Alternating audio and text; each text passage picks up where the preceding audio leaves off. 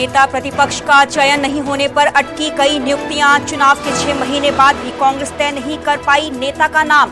कानूनी सलाह से सरकार कर रही है वैकल्पिक व्यवस्था।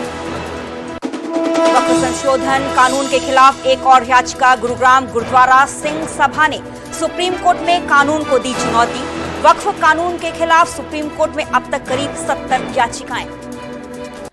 रॉबर्ट वाड्रा से ईडी की पूछताछ का आज दूसरा दिन। गुरुग्राम लैंड स्कैम केस में हो रही पूछताछ। कल ईडी ने करीब 6 घंटे के लिए किए थे सवाल जवाब। सोनिया राहुल पर ईडी की कार्रवाई पर बवाल। आज देश भर में कांग्रेस का विरोध प्रदर्शन। कांग्रेस ने केंद्र पर लगाया बदले की राजनीति का आरोप। हरियाणा विधानसभा पहुंच रहा 13 देशों का शिष्टमंडल। विधानसभा अध्यक्ष हरविंदर कल्याण और सीएम सैनी करेंगे सदस्यों से मुलाकात। भिवानी में पत्नी ने प्रेमी के साथ मिलकर की पति की हत्या। प्रेमी के साथ मिलकर शव को शहर से बाहर नाले में फेंका। पुलिस ने आरोपी पत्नी को किया गिरफ्तार। एयर होस्टेस ने मेदांता हॉस्पिटल में यौन उत्पीड़न का लगाया आरोप। कहा जब वह वेंटिलेटर पर बेहोश थी तो पुरुष स्टाफ ने किया उत्पीड़न। पुलिस ने दर्ज की एफआईआर।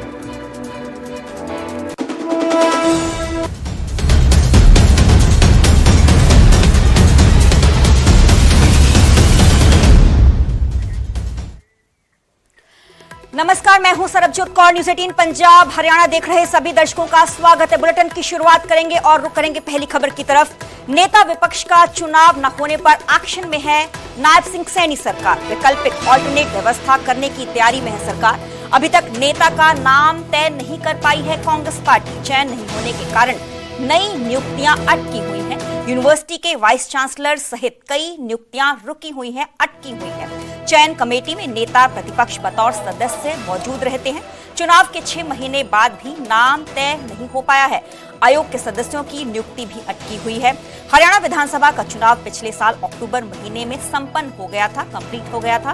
तब से अब तक करीब 6 महीने से ज्यादा समय निकल चुका है, लेकिन कांग्रेस पार्टी अब तक नेता प्रतिपक्ष का नाम तय नहीं कर पाई है। तो नेता विपक्ष का चुनाव न होने पर एक्शन में है नायब सिंह सैनी सरकार। सरकार बिना नेता प्रतिपक्ष के व्यवस्था करने का विचार कर रही है। कानूनी सलाह जो है वो नायब सिंह सैनी सरकार की तरफ से ली जा सकती है, क्योंकि 6 महीने बीत चुके हैं। कांग्रेस पार्टी ऑपोजिशन लीडर का चुनाव अब तक नहीं कर पाई है, क्योंकि अब तक नेता का नाम तय नहीं हो पाया है। तो चयन नहीं होने के कारण जो कई नियुक्तियां हैं, अपॉइंटमेंट्स हैं, वो अटकी हुई हैं। यूनिवर्सिटी के वाइस चांसलर सहित कई नियुक्तियां रुकी हुई।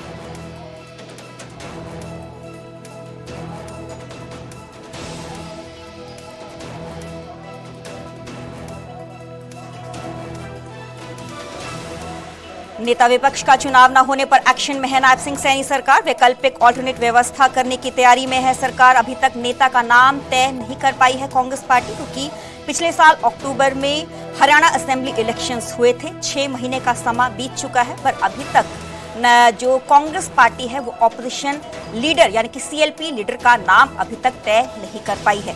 चयन नहीं होने के कारण नई नियुक्तियां जो हैं वो अटकी हुई हैं। चयन कमेटी में नेता प्रतिपक्ष बतौर सदस्य मौजूद रहते हैं। चुनाव के 6 महीने बाद भी जो नाम है वो तय नहीं हो पाया है। तो हरियाणा विधानसभा का चुनाव पिछले साल अक्टूबर महीने में संपन्न हो गया था। तब से अब तक करीब 6 महीने से ज्यादा समय निकल चुका है, लेकिन कांग्रेस पार्टी अब तक नेता प्रतिपक्ष का नाम तय नहीं कर पाई है, जिसको लेके नायब सिंह सैनी जो सरकार है वो एक्शन में नजर आ रही है। तो कानूनी विकल्प जो है वो नायब सिंह सैनी सरकार की तरफ से लिया जा सकता है। हमारे साथ जुड़े हुए हैं बीबी बत्रा, कांग्रेस नेता हैं। सर, बहुत बहुत स्वागत है आपका न्यूज़ 18 पंजाब पे। कांग्रेस अब तक नेता प्रतिपक्ष का चुनाव क्यों नहीं कर पाई? क्या कुछ रीजन? क्योंकि 6 महीने हो चुके हैं। इंटरनल प्रोसेस है, because party got a setback also in the assembly election. उस वजह से पार्टी ने और भी चेंजेस करनी है। सबको एवोल्यूशन लेवल पे चेंज करेंगी और इकट्ठा ही सारा फैसला हो जाएगा, ऐसी कोई बात नहीं है। ये पार्टी का इंटरनल मामला है। नेता प्रतिपक्ष के बिना कोई काम रुका नहीं हुआ है। अगर सरकार का काम रुका हुआ है तो वो भी नेता प्रतिपक्ष की तरफ से जो भी उनको लगता है विपक्ष का मजबूत नेता है। और नहीं, पर सरकार का कहना है कि कई नियुक्तियां अपॉइंटमेंट्स अटकी हुई हाँ हैं। नहीं, उनको बुला सकते हैं, अच्छी बात थोड़ा, कोई नो रिस्ट्रिक्शन। ऐसी कोई नेता प्रतिपक्ष क्या, पिछले दिनों जो लोकसभा के अंदर कांग्रेस की नेता प्रतिपक्ष की स्ट्रेंथ नहीं थी, अधीर रंजन उसके नेता थे सीएलपी के, उनके पहले से पार्टी के पार्लियामेंट में, तो उनको बुलाया जाता था, अच्छी बात नहीं है। तो ये भी बुला सकते हैं, पर ये पार्टी का इंटरनल प्रोसेस है और इस इंटरनल प्रोसेस में मैं कुछ ज्यादा बोलना नहीं चाहता। जी, पार्टी का इंटरनल प्रोसेस तो है, लेकिन सरकार बिना नेता प्रतिपक्ष के व्यवस्था करने का विचार कोई कर बात रही है। नहीं, बिना नेता प्रतिपक्ष की व्यवस्था कर सकती है सरकार को। अगर सरकार को वेट करनी है तो सरकार की मर्जी है। सेइंग कि वो लीगल वे अपनाएंगे। लीगल में they can pick anybody to represent the opposition, कोई दिक्कत की बात। जी चलो, बहुत बहुत शुक्रिया। जी बहुत बहुत शुक्रिया। बीबी बत्रा कांग्रेस नेता हमारे साथ जुड़े। हालांकि उनकी तरफ से इस बात का जिक्र किया गया कि पार्टी का इंटरनल प्रोसेस है। दूसरी तरफ से अगर हम बीजेपी का जिक्र करें तो बीजेपी के तरफ से इस बात का जिक्र किया गया है कि चयन नहीं होने के कारण नई जो नियुक्तियां हैं, अपॉइंटमेंट्स हैं, वो काफी समय से अटकी हुई हैं। हम कानूनी विकल्प लेने जा रहे हैं। चुनाव के 6 महीने बाद भी जो नाम है अभी तक तय नहीं हो पाया है। तो हमारे साथ मोहनलाल बडौली जुड़े हुए हैं, बीजेपी के प्रधान हैं हरियाणा के। सर बहुत बहुत स्वागत है आपका न्यूज़ 18 पंजाब पे। नेता विपक्ष का चुनाव न होने पर सरकार का ऑल्टरनेट प्लान क्या है? मैं 18 न्यूज के पत्रकारों को सभी को राम राम। और सर्वजोत बहन जी, आपने जो प्रश्न किया है जी, और ये प्रश्न विधानसभा का सेशन चला, बजट सेशन चला, उसमें भी हुआ। हमारे लोकप्रिय मुख्यमंत्री नायब सिंह सैनी जी ने सदन में कहा कि हम तो हुड्डा जी को ही विपक्ष का नेता मान के चल रहे हैं, क्योंकि कांग्रेस अब तक तय नहीं कर पाई है। और कांग्रेस तय नहीं कर पाई, लेकिन हमने हुड्डा जी को ही मानते हुए हाउस को चलाया है जी। और हम तो आज भी कहीं भी उसी का नाम लेते हैं, हम तो उसी को नेता मान रहे हैं। कांग्रेस से बनाए ना बनाए, हमने तो मान ही लिया है। अब वो ना बनाए तो वो कांग्रेस की कमजोरी है, हमारी तो कमजोरी है नहीं। तो कांग्रेस अपना कोई फैसला नहीं ले पाती, ये कांग्रेस की कमजोरी है। इसलिए कांग्रेस जो है आने वाले समय में हरियाणा प्रदेश से समाप्ति की ओर है, और कांग्रेस के पास ना नेतृत्व है ना नीति है। आज वो अपने जिम्मेवारियों से छुटकारा चाहती है, और जनता अब की बार निकाय चुनाव में तो छुटकारा दे ही दिया है। आने वाले जब भी चुनाव होंगे, जो अपने नेता का चयन नहीं कर पाते तो जनता उसको क्यों वोट दे। अब प्रश्न ये है, हरियाणा की जनता पूरा सोच विचार कर रही है। आने वाले समय में कांग्रेस को इसका खामियाजा भुगतना पड़ेगा। बडौली जी, अभी कांग्रेस नेता हमारे साथ जुड़े हुए थे बीबी बत्रा, उनकी तरफ से इस बात का जिक्र किया गया कि ये कांग्रेस का इंटरनल प्रोसेस है। वो हम भी कहते हैं ये कांग्रेस का इंटरनल प्रोसेस है, लेकिन इंटरनल प्रोसेस लोकतंत्र की मर्यादाओं को भी तो सम्मान देना चाहिए। जिन लोगों ने वोट दिया है उन लोगों का भी अधिकार है कि वो ये तो देखें नेता कौन है। जो 37 विधायक कांग्रेस के बने हैं, वो बगैर किसी, उनका कोई रखवाड़ा नहीं है, उनका कोई नेता नहीं है।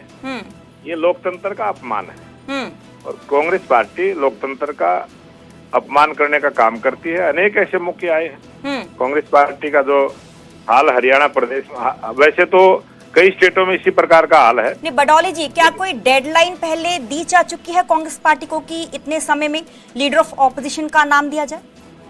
ये जो लोकतंत्र के अंदर है, किसी भी पार्टी को कोई गाइडलाइन कोई निर्वाचन आयोग की तरफ से या कानूनी रूप से नहीं है।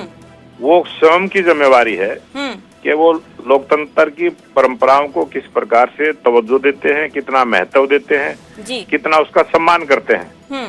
तो जब उन्होंने वोट मांगा है और हुड्डा जी का नाम लेके वोट मांगा है, तो उनको लीडर अपोजिशन मानने में क्या दिक्कत है? कांग्रेस को मानना चाहिए।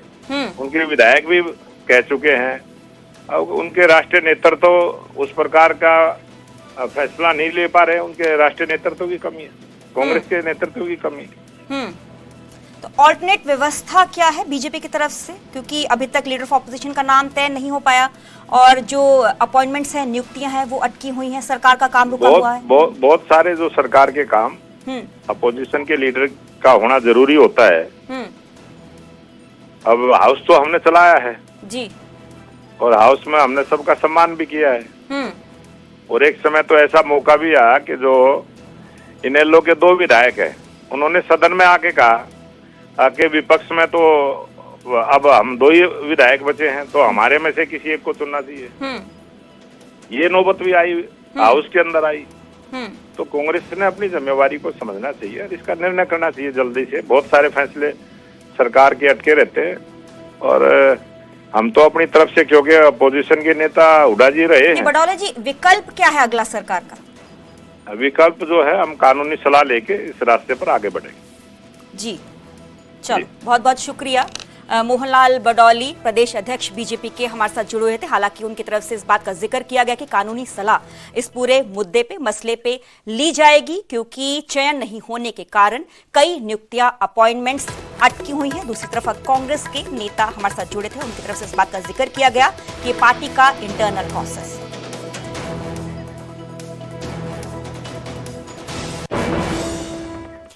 आगे बढ़ेंगे और बात करेंगे गुरुग्राम की। वक्फ संशोधन कानून के खिलाफ एक और याचिका, पिटीशन दाखिल की गई है। गुरुद्वारा सिंह सभा की ओर से सुप्रीम कोर्ट में पिटीशन दाखिल की गई है। सभा के प्रेसिडेंट दया सिंह ने सुप्रीम कोर्ट में ये गुहार लगाई है। वक्फ संशोधन कानून को सुप्रीम कोर्ट में चुनौती दी गई है। कानून के खिलाफ सुप्रीम कोर्ट में अब तक करीब 70 याचिकाएं दाखिल हो चुकी हैं। कई याचिकाओं पर सुप्रीम कोर्ट आज दोपहर को 2 बजे सुनवाई करेगा। एक और याचिका सुप्रीम कोर्ट में पिटीशन दाखिल की गई है। गुरुद्वारा सिंह सभा की ओर से सुप्रीम कोर्ट में ये याचिका दाखिल की गई है। सभा के प्रेसिडेंट दया सिंह ने सुप्रीम कोर्ट से गुहार लगाई है। वक्फ संशोधन कानून को सुप्रीम कोर्ट में चुनौती दी गई है। हाल ही में ये जो वक्फ संशोधन बिल पास किया गया था, अब ये कानून बन चुका है, पर इसके खिलाफ सुप्रीम कोर्ट में 73 याचिकाएं दाखिल हो चुकी हैं, जिनमें से 10 याचिकाओं आज की सुनवाई के लिए तय की गई हैं। इन याचिकाओं में कहा गया है कि नया कानून सही नहीं है और इससे मुसलमानों के मौलिक अधिकारों का उल्लंघन हो सकता है।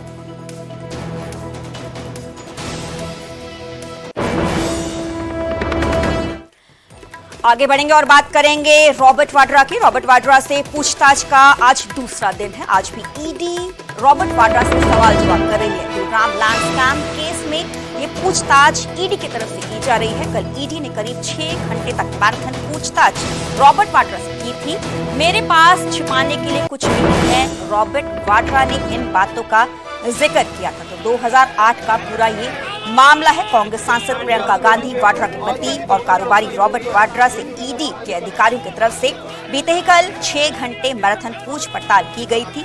आज भी रॉबर्ट वाड्रा 11 बजे तकरीबन ईडी दफ्तर में पहुंच गए थे। पूछताछ उनकी की जा रही है ईडी की तरफ से। इससे पहले 8 अप्रैल को एजेंसी ने वाड्रा को तलब किया था, लेकिन तब वे पेश नहीं हुए थे। इसके बाद ईडी ने मंगलवार को पेश होने के लिए दूसरा सम्मन जारी किया था। मेरे साथ मेरे सहयोगी शंकर आनंद फोन लाइन पे जुड़े हैं। शंकर, आज 11 बजे से फिर से पूछ पड़ताल की जा रही है। तकरीबन 11 बजे के लगभग में रॉबर्ट वाड्रा आज फिर से पूछताछ की प्रक्रिया में हिस्सा लेने के लिए ईडी मुख्यालय पे पहुंचे और ईडी मुख्यालय में इस वक्त में उनसे पूछताछ की जा रही है। रॉबर्ट वाड्रा के खिलाफ जिस तरह से हरियाणा में जमीन डील मामले में जिस तरह से मनी लॉन्ड्रिंग करने का आरोप लगा, जिस तरह से इनके खिलाफ और इनकी कंपनी के खिलाफ जो आरोप लगा था, वो आरोप बेहद गंभीर था। लिहाजा इन तमाम मामलों की गंभीरता को देखते हुए इसी मामले में कई अन्य आरोपियों से पहले पूछताछ की जा चुकी है। लेकिन अब जिस तरह से रॉबर्ट वाड्रा और रॉबर्ट वाड्रा की कंपनी का रूल सामने आया था, लिहाजा इन तमाम मामलों की गंभीरता को देखते हुए उन्हें पूछताछ का सम्मन भेजा गया था और पूछताछ के लिए बुलाया गया था। तो आज पूछताछ का दूसरा दिन है। कल भी तकरीबन 6 घंटे उनसे लगातार पूछताछ की गई थी और कल पूछताछ के दौरान में रॉबर्ट वाड्रा कई सवालों का जवाब सही तरीके से दे नहीं पाए थे। लिहाजा आज उनको फिर से पूछताछ के लिए बुलाया गया है। लेकिन इस मामले में देखा जाए कि जिस तरह से कहा जा सकता है कि जैसे जैसे तफ्तीश का दायरा आगे बढ़ता जा रहा है, एक तरफ देखा जाए तो दूसरी तरफ कोर्ट की जो कार्रवाई है, कोर्ट में भी लगातार इस मामले पर आगे की जो कार्रवाई है वो बढ़ती हुई नजर आ रही है। और जिस तरह से आज पूछताछ की प्रक्रिया में रॉबर्ट वाड्रा शामिल हुए हैं और उनके साथ साथ उनकी पत्नी भी जो सांसद हैं प्रियंका गांधी, वो भी इस वक्त में ईडी मुख्यालय के ठीक सामने जो वेटिंग रूम है वहां पे भी मौजूद हैं। तो रॉबर्ट वाड्रा के साथ आई थी, लेकिन अभी तक वो गई नहीं है। अभी भी वो ईडी मुख्यालय के सामने गेस्ट हाउस में जो सामने वेटिंग रूम है उस वेटिंग रूम में बैठी हुई है। और 1 बजे के लगभग में जब लंच ब्रेक होगा तो हो सकता है कि वो साथ में यहाँ से जाएंगी। तो रॉबर्ट वाड्रा के साथ में आई थी प्रियंका गांधी, लेकिन अब वो बैठी हुई हैं। और शंकर, इस बात का जिक्र कांग्रेस पार्टी की तरफ से किया जा रहा है कि सीबीआई ईडी की का दुरुपयोग बीजेपी की तरफ से किया जा रहा है। देखिए, ये तो राजनीतिक बयानबाजी है, राजनीतिक बयानबाजी चल रही है। तो उसके तरफ देखा जाए कांग्रेस के कार्यकर्ताओं के द्वारा इसका विरोध प्रदर्शन किया जा रहा है। लेकिन दूसरी तरफ देखा जाए, जांच एजेंसी के हमारे जो सूत्र बताते हैं कि जो तमाम जो कार्रवाई होती है वो कानूनी कार्रवाई तमाम सबूतों के आधार पे होती है, दर्ज बयानों के आधार पे होती है। और जिस तरह से इस मामले में ये मामला तो रजिस्टर्ड हुआ था साल 2018 में, हालांकि केस है 2008 का मनी लॉन्ड्रिंग का मामला। और मामला जब सामने आया उसके बाद तमाम इन्वेस्टिगेशन को देखते हुए साल 2018 में इस केस को रजिस्टर किया गया। और साल उसके बाद देखिए 18 में केस को रजिस्टर किया गया और साल 2025 में अगर रॉबर्ट वाड्रा से पूछताछ हो रही है तो इतना स्पष्ट है कि इस मामले में काफी सबूतों को इकट्ठा किया गया, कई अन्य आरोपियों का बयान दर्ज किया गया, उसी के आधार पर ये पूछताछ हो रही है। तो यहाँ पर जांच एजेंसी का जो काम होता है, जांच एजेंसी उन तमाम सबूतों और दर्ज बयानों के आधार पर काम करती है। और ये जो दावा है जांच एजेंसी के सूत्र भी कर रहे हैं। तो अभी देखना लाजमी होगा कि जिस तरह से रॉबर्ट वाड्रा के खिलाफ अगर कार्रवाई चल रही है, तफ्तीश की कार्रवाई चल रही है, और इस मामले में कई अन्य आरोपियों का जो बयान दर्ज हुआ है उन्हीं के आधार पर जिस तरह से रॉबर्ट वाड्रा का नाम सामने आया, तो देखना लाजमी होगा कि आने वाले दिनों में किस तरह से इस मामले पर आगे तफ्तीश का दायरा बढ़ने वाला है। जी, बहुत बहुत शुक्रिया शंकर, हमें पूरी जानकारी देने के लिए।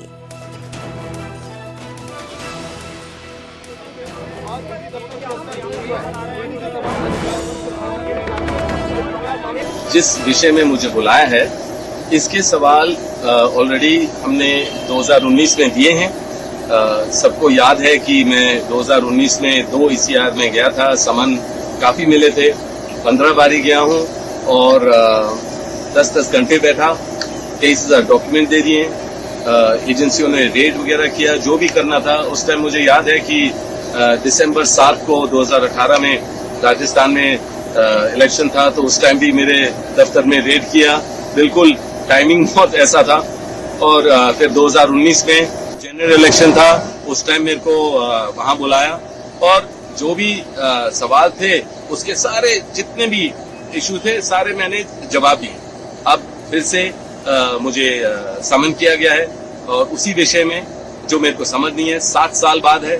क्योंकि वैसे तो मैं क्योंकि अभी इंटेरोगेशन या चल रही है, जो समन है उसके बारे में ज्यादा तो मैं विशेष टिप्पणी नहीं दे पाऊंगा, पर अंदरूनी बात है तो मैं यही कहूंगा कि जो भी सवाल पूछ रहे हैं ये इसके जवाब पहले मैंने 2019 में दे दिए हैं। जो चाहे अगर ईडी की चार्जशीट के खिलाफ कांग्रेस की तरफ से प्रदर्शन किया जा रहा है। देश भर में कांग्रेस प्रदर्शन कर रही है।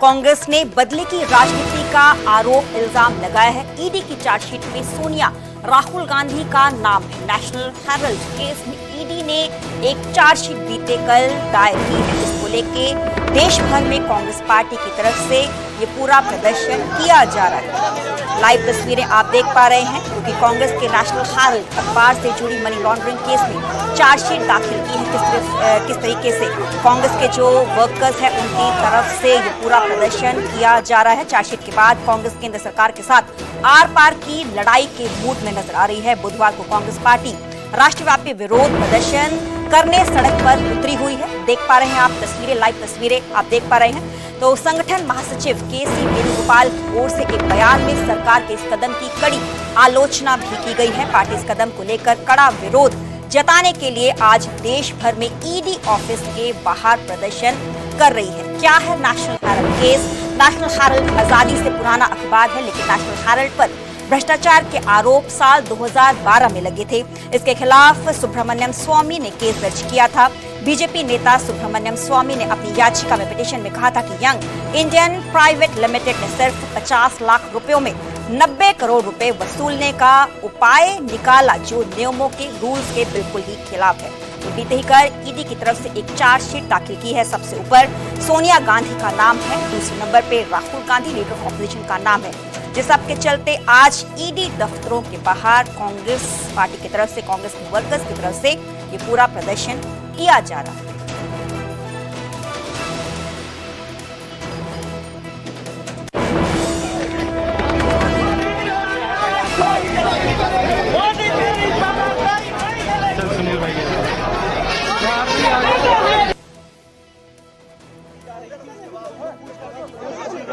उसके बाद आप ये डिटेल किसके पास है? 14 मेरे को बताओ पहले। सॉरी चलेगी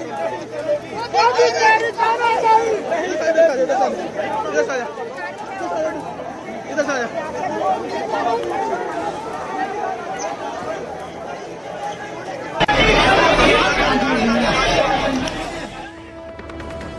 आगे बढ़ेंगे और बात करेंगे गुरुग्राम की पटौदी में ढाबा संचालक की गोली मारकर शरेआम हत्या कर दी गई। बाइक सवार 3 बदमाशों ने इस पूरी घटना को अंजाम दिया। रात 12 बजे इस पूरी घटना को अंजाम दिया गया तो 6 से 7 राउंड फायरिंग की गई, जिसमें 37 वर्षीय दीपेंद्र की मौके पर ही मौत हो गई। पटौदी के जाटौली मंडी स्थित झोपड़ी होटल में ये पूरी घटना घटी है। तस्वीरें आप देख पा रहे हैं। ढाबे में पहुंचकर हत्यारों ने पहले कोल्ड ड्रिंक मांगी, फिर जो एक बदमाश की तरफ से पूरी फायरिंग कर दी गई। पटौदी की तस्वीरें आप देख पा रहे हैं। पटौदी में ढाबा संचालक की गोली मारकर हत्या कर दी गई है। बाइक सवार 3 बदमाश पहुंचते हैं तो उनकी तरफ से इस पूरी घटना को अंजाम दिया जाता है। रात तकरीबन 12 बजे की पूरी घटना बताई जा रही है।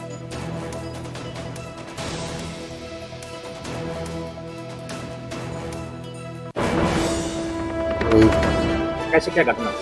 3 जना आया जी मोटरसाइकिल पर नकाब पोसा के कोल्ड ड्रिंक मांगी, कोल्ड ड्रिंक देने लगा, इतनी देर में फिर गोली चलाने लगा सीधा। कितने बजे की घटना है? 12 बजे के आसपास की। तो अभी कोई अधिकारी या पुलिस वाला कोई आया है यहाँ? एसीपी आए हैं और SHO साहब आए थे, चौकी इंचार्ज सब आए हैं।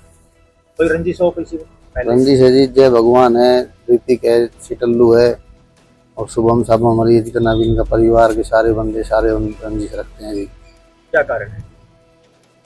झूठा नाम लिखवा दे जी बेफालतू में, FIR करवा दे झूठी। इनका चाचा चुचा मार दिया था, उसमें बोला हमने मारा, हमारा कोई मतलब भी नहीं था। पुरानी रंजिश है? पुरानी रंजिश है जी, अब रंजिश रखते हैं। कितने साल हो गए? करीब 2019-20 से।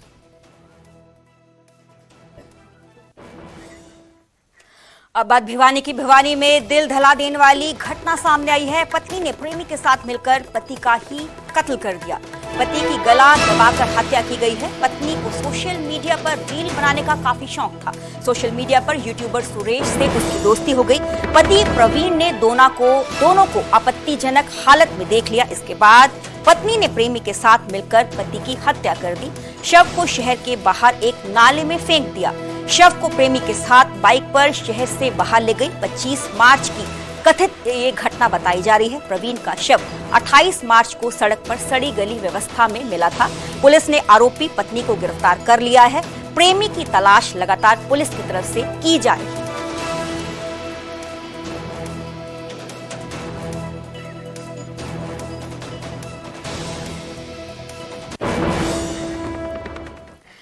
अब बात करेंगे फरीदाबाद की, जहां पर गर्लफ्रेंड ने बॉयफ्रेंड को बुरी तरीके से पिटवा दिया। शादी से इनकार करने पर युवती ने बॉयफ्रेंड को पिटवा दिया। युवती के रिश्तेदारों ने युवक के हाथ पैर तोड़ दिए। 13 फ्रैक्चर के साथ युवक 17 दिन से अस्पताल में भर्ती है। उधार के पैसे लौटाने के लिए युवक को अपने घर बुलाया। पुलिस ने 5 आरोपियों के खिलाफ मामला दर्ज किया है। जख्मी युवक 3 बच्चों का पिता है। युवती को भी 10 साल की बेटी है। पीड़ित युवक गुलशन बजरंगी की 2015 में शादी हुई थी। वह मोबाइल रिपेयरिंग की दुकान चलाता है। वहीं वो महिला मोबाइल रिपेयर कराने आती थी। इसी दौरान दोनों की पहचान हुई, जिसके बाद महिला अपने पति से अलग हो गई और युवक ने अपनी पत्नी को छोड़ दिया। दोनों लिव इन में रहने लगे। जब महिला ने शादी के लिए दबाव बनाया तो युवक ने इनकार कर दिया। इसके बाद उधार के 21 लाख रुपए लौटाने के बहाने महिला ने युवक को अपने घर बुलाया और उसकी बेरहमी से पिटाई करवाई और अधमरा कर उसे सड़क पर छोड़ दिया।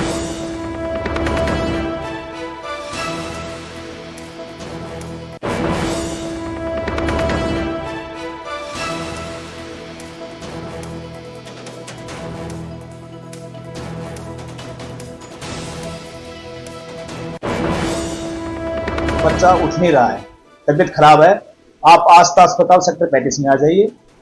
उसके बाद फिर फोन आया कि हम बीके ले गए हैं बच्चे को, तो वो बीके पहुंचे जहां पर बच्चा मृत मिला। और परिवार ने बताया है कि उनको किसी पे कोई शक नहीं है, उनके बेटे की मृत्यु बीमारी के कारण हुई है, उनको इस मामले में कोई कार्रवाई नहीं करवा। बीमारी में लेकिन फिर पुलिस से क्या कार्रवाई की है, लेकिन आरोप ये भी आए हैं सामने।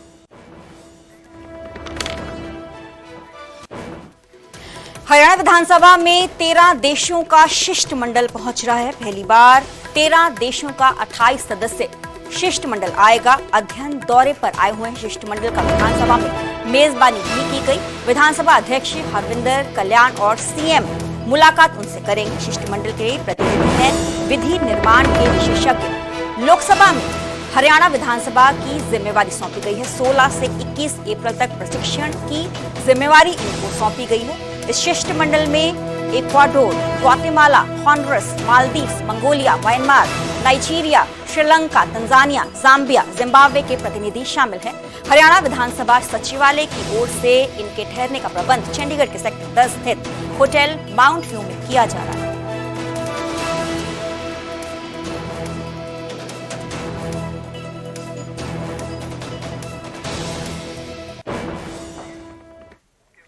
पंचकुला में नौकरी दिलवाने के नाम पर ठगी की गई है। लाखों की ठगी का मामला सामने आया है। जेल से जमानत दिलाने के नाम पर यह ठगी की गई है। आरोपी ने नौकर के नाम पर 15 लाख रुपए लिए। जमानत के नाम पर 23 लाख की ठगी की गई। ईओडब्ल्यू ने आरोपी को कोर्ट में पेश किया है। अदालत ने आरोपी को 3 दिन की रिमांड पर भेज दिया है। आरोपी चैन सिंह के खिलाफ धोखाधड़ी मामले में सोनीपत, कैथल, यमुनानगर, कुरुक्षेत्र, अंबाला और पंचकुला में कुल 6 मुकदमे दर्ज हैं। धोखाधड़ी का आरोपी 6 साल से ट्रेजरी विभाग में नौकरी कर रहा है।